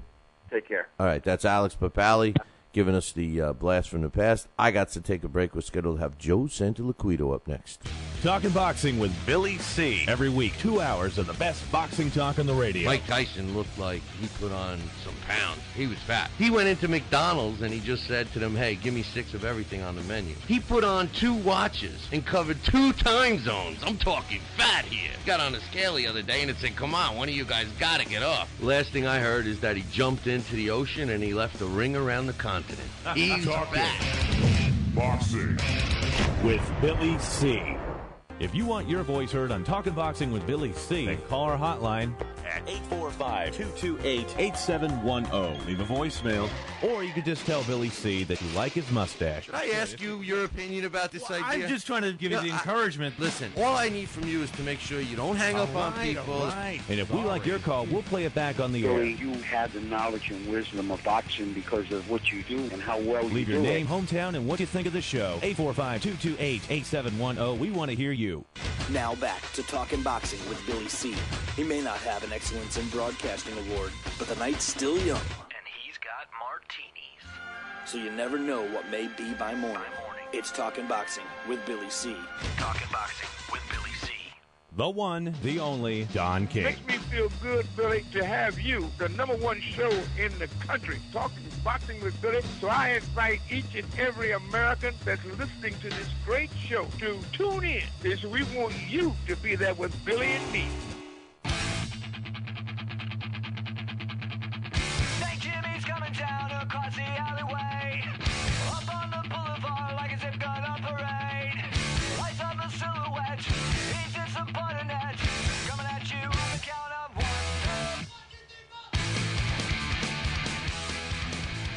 And we're back. You're listening to the Talking Boxing with Billy C show. You're watching us on the Fight Now television channel. If you don't have Fight Now on your sports channel lineup, you need to call your local television provider and tell them that you want Fight Now right now. It's that simple. Pick up the phone and call them. For all the information about the channel, you can find it on our website, www.fightnow.com. Well, no Joe Santaliquido today. Didn't pick up the phone, and we're not going to try him again. So Murphy's saying the hotline is back. Really, Shaggy? The hotline is back? Yeah, the hotline never went anywhere, man. You know, sometimes we don't open up the phone lines when we're live because, you know, the show gets replayed at different times throughout the day, night, and early morning. So we don't want to say call in right now and then have somebody call in when nobody's there, you know. But you know, hey, if you want to call in, the phone line is open right now. For anybody that's listening live, all right, you can call in right now, 845-228-8710 if you want. You know, if you got something to say. You know, we liked having the phone lines. We loved it out in Vegas, man. And that's why we like that time. And Alex keeps, you know, I keep getting all these votes, you know, from all these people. Alex P., you know, Alex P squared, Alex P to the third power, Alex P to the fourth power. You know, it's like, wait a minute, man. How many votes is this guy doing, man? I vote for the later shows, he says. I want the latest shows. I don't like waking up early in the morning, you know. Okay, we got it. We got your message, Papali. You know, but everybody else seemed to like the times as well. They announced that Orlando Salido is going to be making a world title defense November 10th. And we were just talking about Top Rank, and Top Rank looks like they're going to be doing this. It's going to be on HBO, and he's taking on Mikey Garcia. I like this fight, man. I like this fight. And it's at the Wynn in Las Vegas, Steve Wynn's place in Vegas. Beautiful, beautiful casino out there in my favorite place in the world. Apparently, this fight has been kind of scheduled for a long time, just not officially because of television deal. It will be on HBO, but the deal was that Showtime had the right to last refusal, and they were trying to, you know, see if the bid process would get them some more money. But it ended up on HBO. I like the fight. The arena at Wynn Las Vegas is 3,500 people at least will be in there. The co-main event is a good one too. Orislandi Lara is taking on Vanis Martirosyan. And that fight apparently is an elimination bout to fight Saul Canelo Alvarez. So another good card with some meaning. I like it. So we'll have to wait and see. Now, we all know that Orlando Salido is the one that beat up Juan Manuel Marquez. Marquez. Juan Manuel Lopez. What the hell is his last name? Am I messing up his name? It's Juan Manuel Lopez, right? Juan Lopez. Yeah. You know, not once but twice. So, and Salido knocked him out both times. So, we will Juanma Lopez. You know, yep, Juanma. But anyway, I'm looking forward to that one. Salido is a good fighter, and Mikey Garcia is a young fighter, so we got a classic youth versus age. Yeah. How about this one? You know, we were just talking with Alex about Top Rank and value of fighters and what have you. Well, Kell Brook, who's ranked in the top 10 in most sanctioning bodies, we got him ranked in the top, I think, 10 or 5 in our ratings. he apparently was offered a fight against Timothy Bradley. Now, in case you forgot, Timothy Bradley happens to be a title holder. Why? Because he beat Manny Pacquiao for the WBO welterweight belt. And Top Rank offered Kell Brook a fight. And Kell Brook says, nope, we don't want the Bradley fight. We are going to be taking on Hector Saladavia in England. And the reason is because that fight is an official elimination bout, which would make the winner of that fight the mandatory for Timothy Bradley. Now, I think the reason why they didn't accept the Timothy Bradley fight first is for money. Now, it seems to be a weird situation because usually we follow the least amount of risk for maximum amount of reward path. And if, Team Bradley is already offering a money fight to Kell Brook, why not take it? Well, the reason must be, and this is only my speculation, it must be that the money that they offered to fight Bradley was significantly lower than Team Kell Brook must feel that they will get when he becomes a mandatory for Bradley, assuming he gets by his fight in England. My only question is, anything can happen in these fights. I mean, Kell Brook has sustained a cut that will haunt him, then possibly lose the fight for him down the road. He could get, knocked out. He could lose a decision. He could break his leg. He could, get food poison. I mean, anything can happen.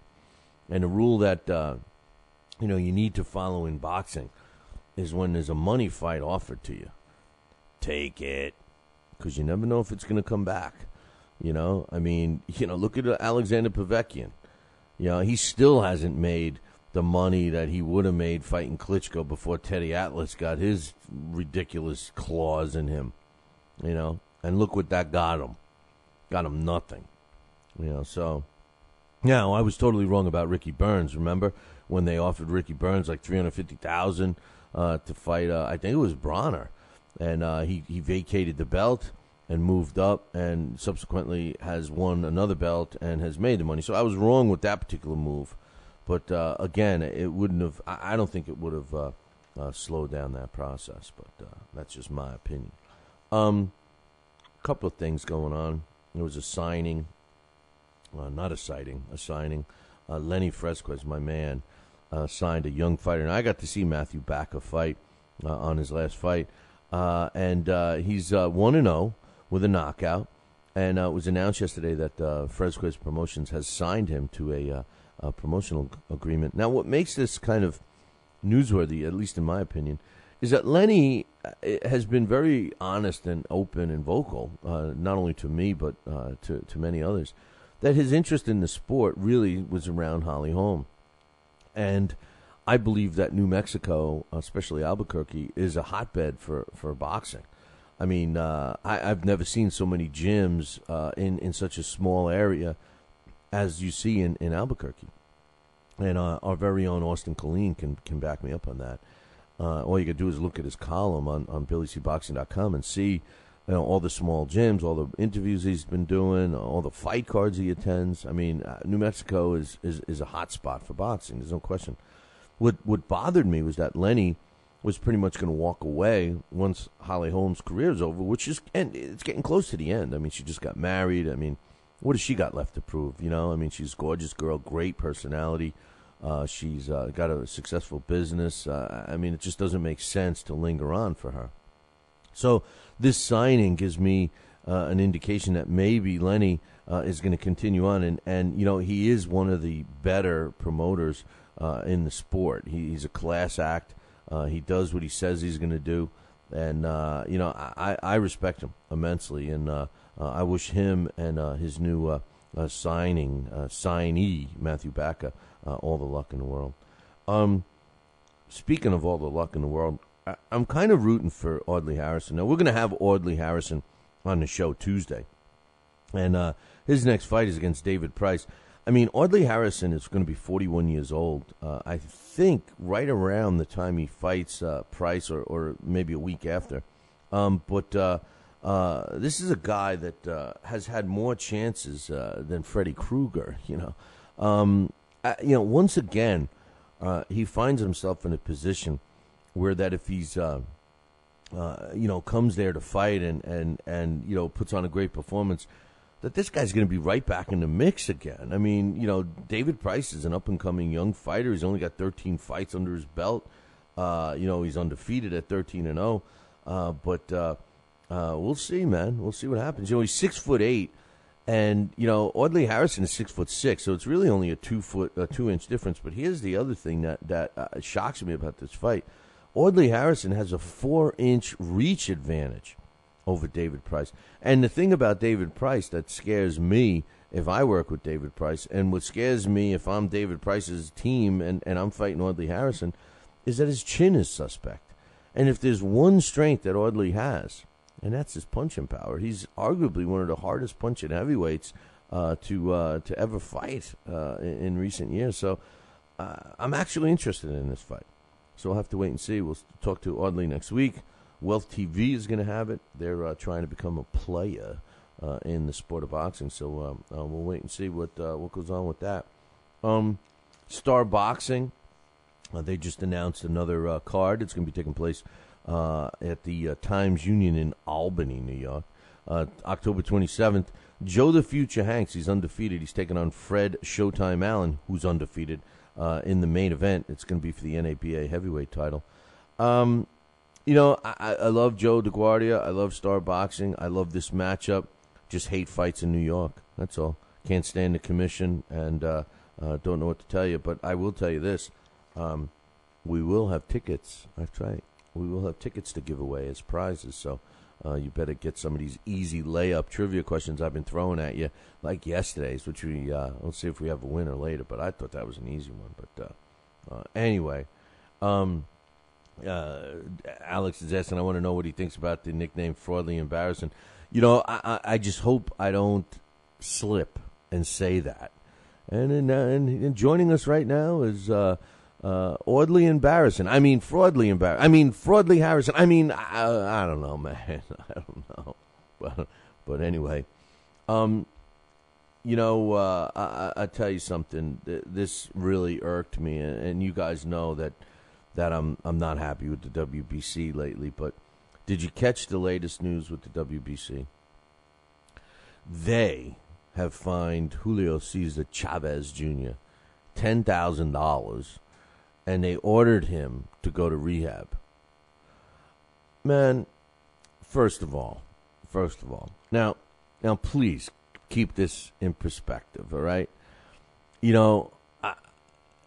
A fighter, any athlete shouldn't be doing any kind of drugs or alcohol or anything. I mean, listen, you refrain from that stuff because your career is so short, and we all know it slows you down and makes you heavy.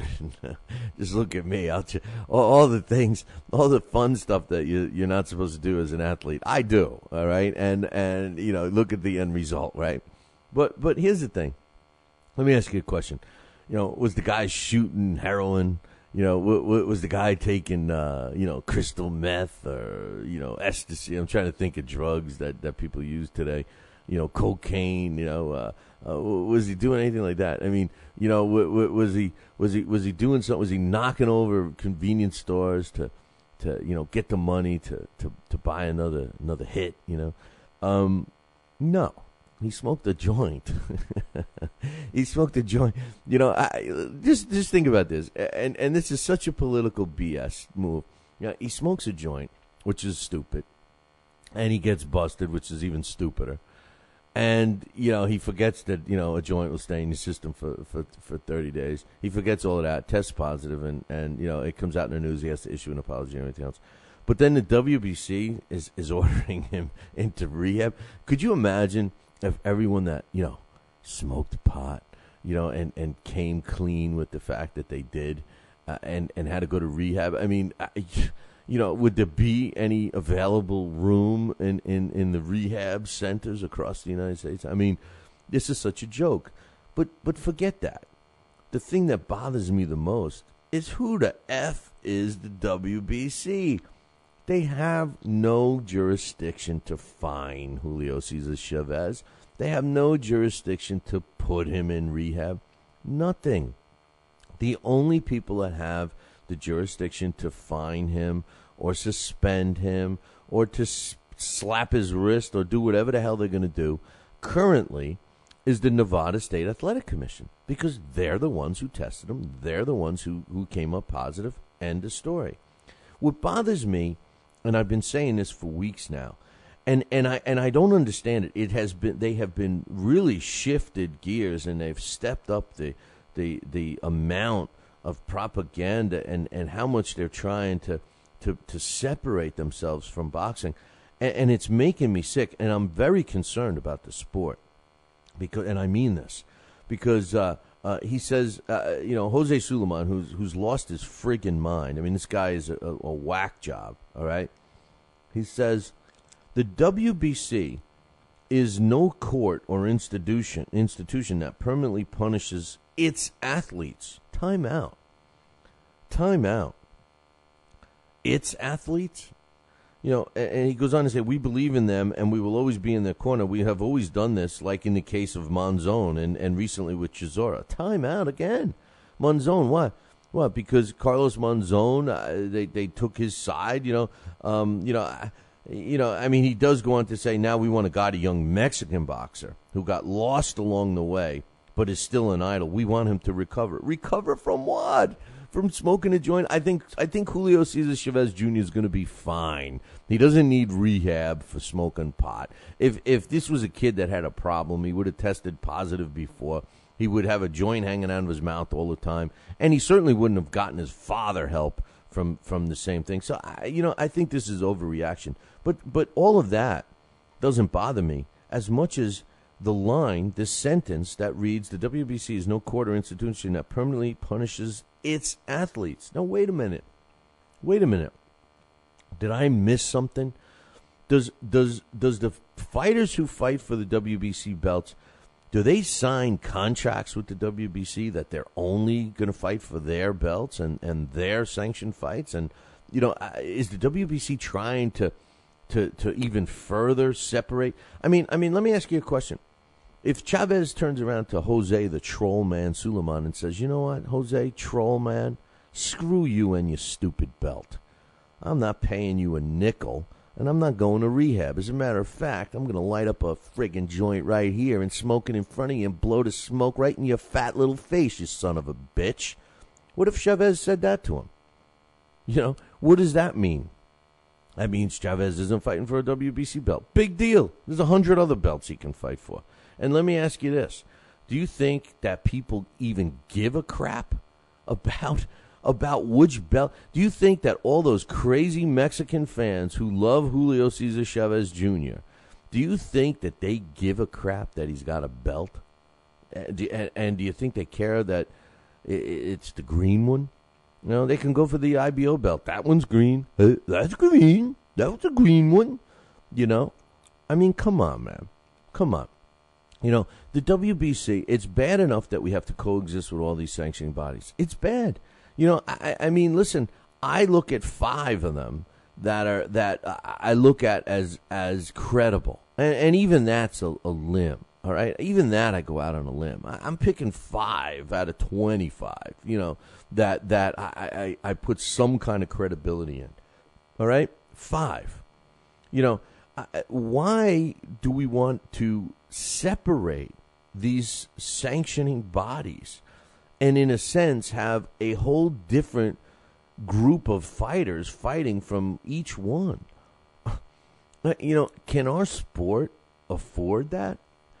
How do we support, how can we pay to buy a ticket to get into an event or to buy a pay-per-view or support our fighters when the backdrop is something like this? And here's the best part.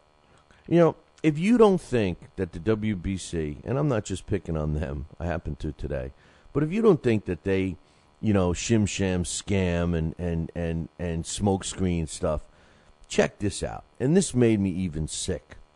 because I want to see the receipt, but they said, as the president, we are fining him $10,000, and this money will be donated to an institution for children who suffer from cancer. Now, that's a great move by WBC if it really happens, and I applaud them for that. However, I'd really like to see the receipt that shows that they indeed took all 10,000 and donated it to their choice of charity here, the Cancer Fund or whatever. All right, I want to see the receipt, because I'll bet you donuts to dollars, and I am a fat bastard, that I'm sure that they're not going to take the full 10 and give it to that charity. But, nothing to take away from a good deed, nothing to take away from a charity case, especially for something as worthy as children that are battling life-threatening cancer disease. I, for one, hope that, if anybody had an extra nickel to send it to these poor kids. Except, with that said, what happened to their big campaign for the boxer retirement fund? To me, a solution to fund this fund would be this type of money. When you're fining somebody, especially the WBC, who, in my opinion, doesn't have the right to fine a fighter, but let's say that, the fighter is actually stupid enough to write the check. When this kind of revenue comes in, why not put that into the retirement fund that they claim that they're putting together? Because they're not. They're looking for sponsors to fund it. That's the sad part. The WBC is bad for this sport. And it's bad for the sport because they continue to divide it.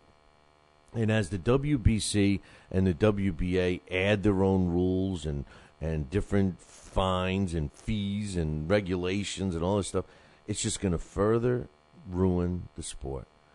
Every other sport has one set of rules. Every other sport has continuity. Every other sport has people involved in that sport that know the sport, except for boxing. And we must lead. The boxing business must lead the pack when it comes to complaining about our sport. And we really don't have to look any further than organizations like the WBC. Altogether now, I spit on the WBC. Got the Billy C Challenge going on. And we posted the current leaders and stuff, and I'll be glad to pass that along right now. As of the monthly leaders, right now, my man Ryan, he's in first place with 92%. Now, he is tied with Johnny Robbins, who also has a 92% winning percentage for the month of September. However, Johnny Robbins missed last week, and the tiebreaker would go to Ryan if it ended today, because he has more fights under his belt. So that's who's leading in the for the monthly figures. And Marty Mulcahy's in last place. You heard him on the air join the challenge, and then he didn't get his picks in. So he's at 0%, Marty Mulcahy. So take that, Marty. And the current year-to-date leaders right now, same thing. Ryan is technically in first. Well, technically, John Robbins is in first with the same percentage, 92%. Ryan is actually 48 out of 53 at 91%.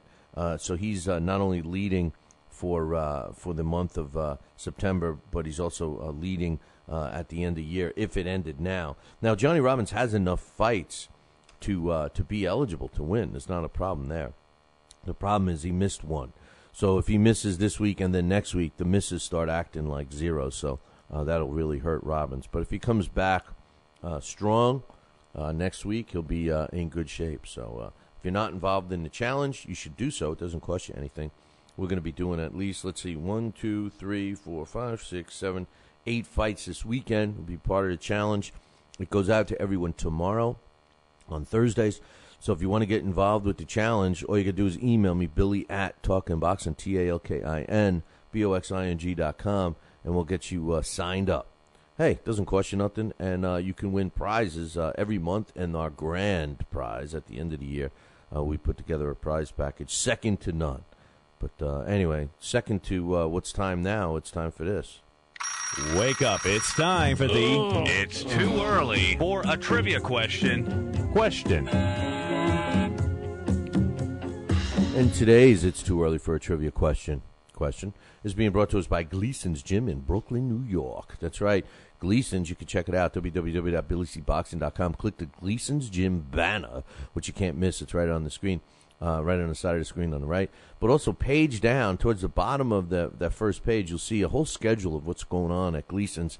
You can sign up for something like that. Go support their stuff. Tell them Billy C sent you. Demand a Billy C discount because you'll get it. Or you can call Gleason's, 718-797-2872. Tell them Billy C sent you. On the line for today's easy trivia question is we only have I found 5 more. So I got these collector Rocky Marciano knocking out Jersey Joe Walcott. Sorry, James Carl.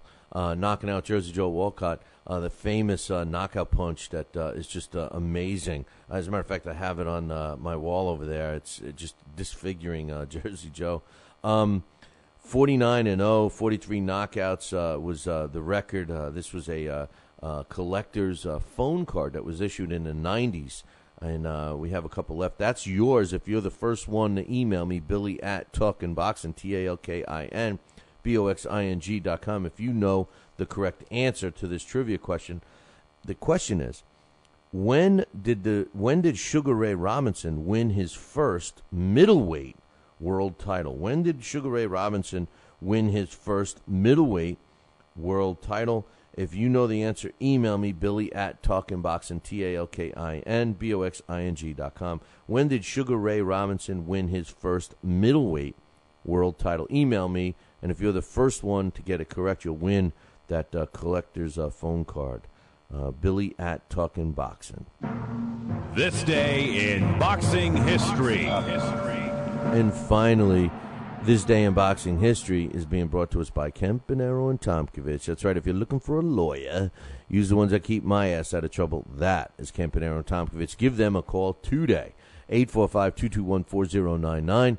Let Campanero and Tomkovich knock out your legal problem. 845-221-4099. Don't forget, tell them Billy C sent you, and that I'm going to pick up the consultation fee. That's right, 845-221-4099. On this day, September 26th, back in 1970, Kenny Buchanan wins a 15-round decision over Ishmael Laguna to win the world lightweight title, and that took place in San Juan, Puerto Rico, on this day, September 26th, in 1970. Hey, man, that concludes our show for today. I do have one more thing to say, and you know what it is? No, it's nothing about the WBC. It's this.